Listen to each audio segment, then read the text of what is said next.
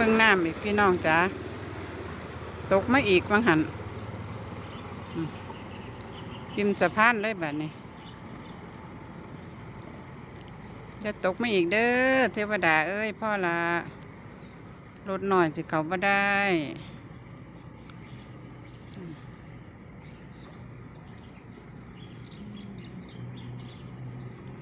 ตายแล้วรถก็นั่น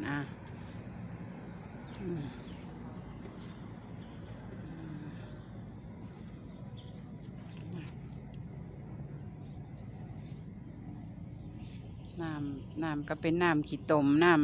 ำคุณ